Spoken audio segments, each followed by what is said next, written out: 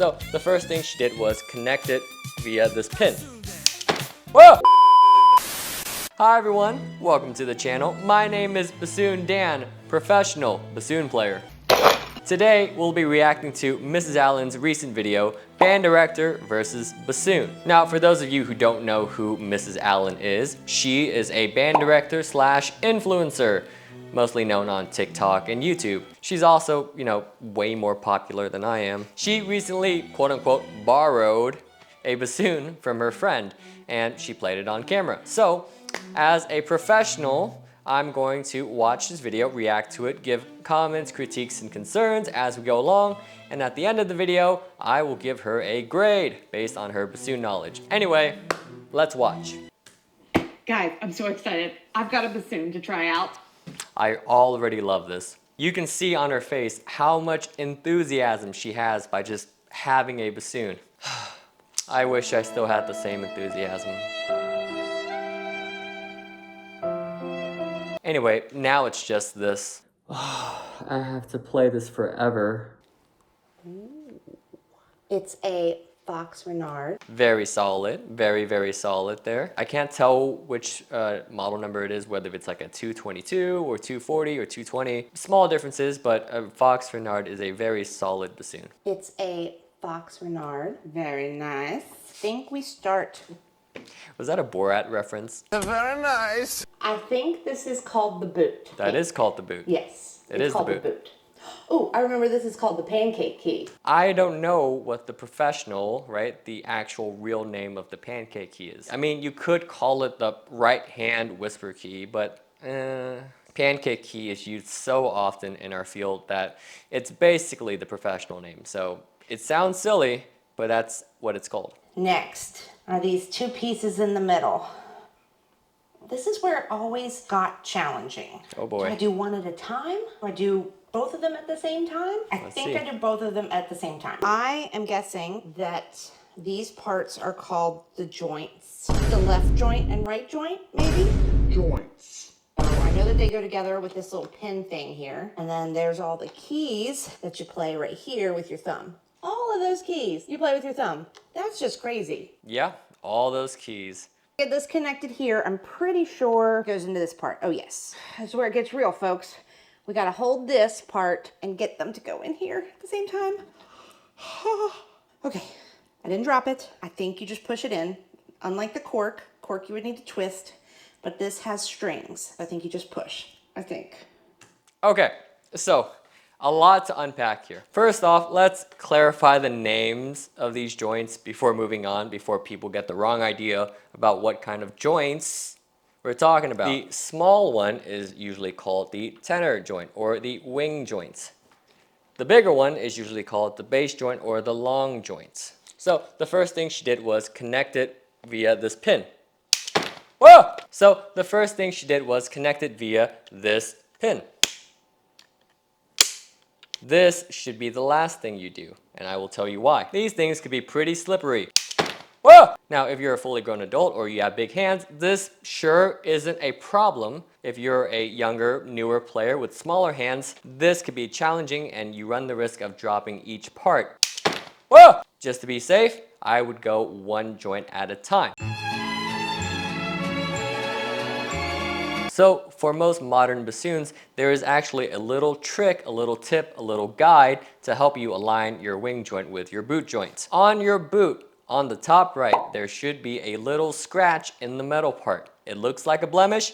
It is not a blemish at all. In fact, it is put there by the company themselves to help you align the wing joint with the boot joint. On the boot joint, that scratch lines up with another scratch on the wing joints. If aligned correctly, it should make one long line. Now, why is this important? Your pancake key has a little lever that connects to another lever on the wing joint.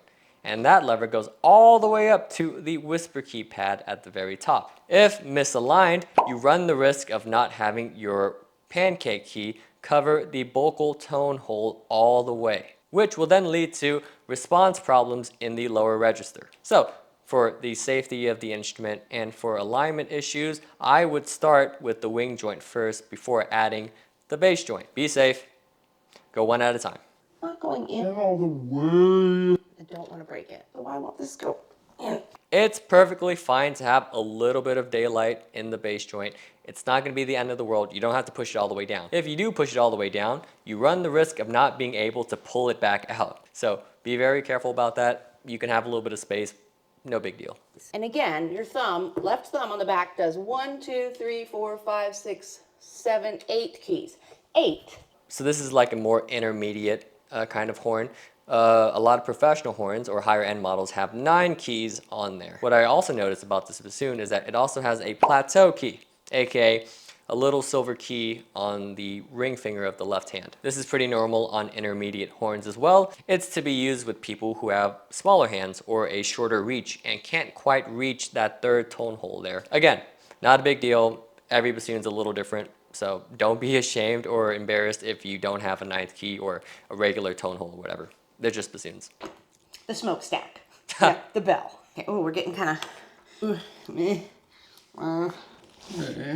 Maybe I should just put it on the ground. All right, so now... I always say to my students, holding the bassoon is another skill in itself and will need like weeks of practice for you to hold that awkward instrument and not look awkward. This part here I know connects to this. Now we have a fully put together bassoon. Gorgeous. How Absolutely cool gorgeous. is this instrument? So Need cool. something to hold it with, like a neck strap or a boot strap. Let me look through this case, try to find a neck strap. I don't see any sort of strap. It's weird. So your friend lets you borrow a bassoon with no seat strap. That's mean. That's really mean. I'd be mad at my friend if they did that. I have a saxophone neck strap. We're just gonna use that. Reeds. Better get my reeds soaking. All right, reeds need to soak for a while. So let's find, oh my gosh, there are so many reeds here. But this one looks fairly new. Oh, whoa. Okay. Reed case, question mark. So you're just gonna have the reeds just rolling on in there. Okay. Sure, I guess. All right, we're gonna go with this one. I'm gonna let it soak for a little while. Now, I can already tell from the color of the thread and the case that it came in that this is a Jones reed. Am I right? I have mixed feelings about Jones reeds. I'm not going to get into them here, but I made a whole separate video going over different kinds of reeds. So you can watch that if you want like a more in-depth like, hey, this reed is good. Hey, this reed sucks. So give that a watch whenever you're done watching this video. Wow. Now I do know this. With all double reeds, you need to let them soak in a little cup of water. That's for right. a while. So And we're not gonna your let that spit. happen. Not your spit. Hold on with me. 1, 2 vocals. These are called vocals. This is what the reed goes on. It's what connects the reed to the bassoon. All right. I don't know the difference between these. One says 1C and the other says 1C. Well, that's helpful. Let's just go with this one. I do. All right. I'll be right back. 2,000 years later. Now, on your vocals, there should be like the company logo imprinted and some random letters and some numbers. We're going to focus on the numbers. The number on your vocal indicates length. The higher the number, the longer the vocal is. Now, I have my number 2 and my number 1 in my hand right now, and it probably won't show on camera, so I'm gonna see if I can get it from another angle, but the 1 is like maybe 3 or 4 millimeters shorter than number 2. With our shorter, aka our number 1 vocal, this vocal prefers higher notes, making it easier to play super duper high, like Rite of Spring high C and everything up there. However, it'll also make the low range significantly sharp. The opposite can be said about a number 3 vocal. It prefers the lower register, makes it easier to play, but also makes the higher register very flat. For a true neutral experience, I would use a 2. Which is my main vocal that I use every day. There are also like extreme variations on it, like a 0 or a 4, but those are even rare. In her case, she has 2 1s, which also a mean thing for your friend to do. 2 number 1 vocals and no seat strap and no reed case. That's okay, sure, we'll go with it. I do know these are ridiculously delicate and you need to be very, very careful with them. I'm gonna hook the neck strap here. Don't use a saxophone neck strap, guys. Now, I have used a saxophone neck strap before, specifically a Barry sax neck strap. It's not terrible, however, I have a lot of neck problems, and the bassoon is heavier than it looks, so I don't like to have the weight of the bassoon all on the back of my neck, so that's why you see me use a harness, and this distributes the weight more evenly. Now, I do remember bassoon players doing this all the time with their vocal when they were moving around. Since it is so delicate, they would put it in their bell like this to protect it.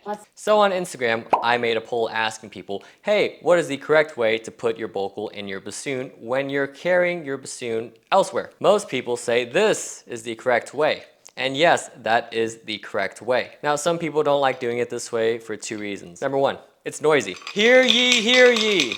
Number two, and as you can see in the video, some people's arms are a little too short to get to the top of the bell. So they do this instead. Even though this is less noisy, you run the risk of bending your bocal because of how narrow the wing joint is. If you're carrying it like this, I implore you to carry it in your bell. I know you're gonna get a lot of looks on stage or whatever, and if you're really worried about that, you can buy a case just for your vocals. If you put it in using this part, you're gonna bend this part. I am almost 100% sure of that. So you're gonna put this in, and this is called your whisper key. Hey, it's all coming back to me now. The whisper key, and this is a whisper key too. This is a whisper key.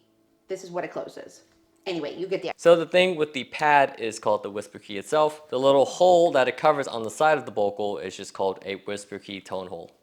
Put that in there, and since it's cork, we're gonna twist. Yes, twist. Oh, I'm still doing it the wrong way. Oh my gosh. Okay, this is hard. I think I need some cork grease. Yes, you should be careful putting the bocal into the bassoon. Now, you could do it the way she's doing, but it's a little cumbersome. So you can grab this part, right, at the very top, the strongest part of the bocal.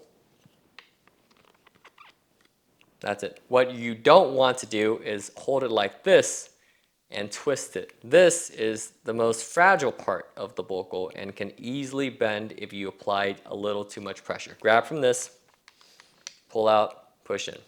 I'm remembering something about like you shouldn't pick it up right here because these guys could just like slip out, or I feel like they could slip out. Always have one hand on the boots. If you try to grab it by just the middle two joints, the boot will fall eventually. It's a lot of work to play the bassoon, guys. They deserve all the scholarships they can get. Okay, that's not a good embouchure. I remember this. All right, all right. Twist. All right, so she's got the lowering your jaw all the way down. Bassoon embouchure is pretty easy. Say ah, now say oh, oh, and then after saying oh, you're gonna push your lips over your top and bottom teeth. Oh, oh, If you're practicing with a mirror, you should not be able to see the colors of your lips. But overall, that's a pretty decent bassoon embouchure. I think F is just the whisper key. Correct? Ha! I got it sound. I love it. She got a sound out. By the way, that was E because first finger on the tone hole. But hey, it's a sound. It is a characteristic bassoon sound. I will take it.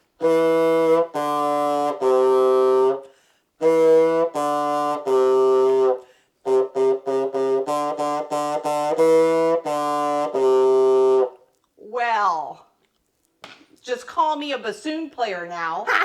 She's more of a bassoon player than Rainn Wilson is.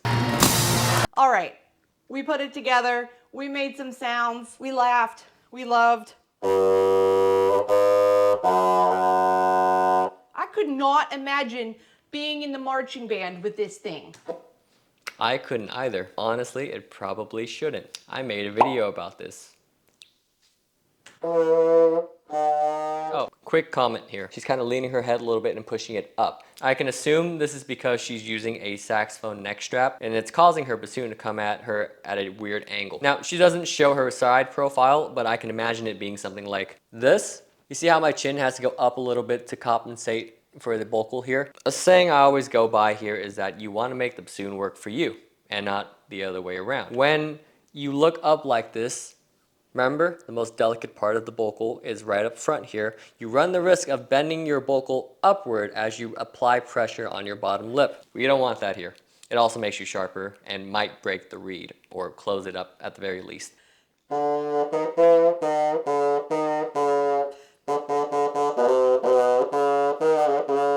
Oh, well, that's a middle school band song if I've ever heard one. Here. Anyway, that was the video by Mrs. Allen. I actually thoroughly enjoyed this video. For a band director whose primary instrument is not the bassoon, she did a fantastic job. She knew the parts, She put it together and she made a sound, which is better than 95% of the general public. As for a final grade, I would give her a B+. I took off points for how she approached putting the wing and the bass joint together. But overall, for a band director, she did a very good job and is more than capable of teaching the bassoon. Hopefully you guys learned something a little new with this video. Anyway, that's all I got for my reaction. If you want more bassoon content, check out my channel. I have some pretty good stuff, maybe. But until next time, I'm gonna go practice.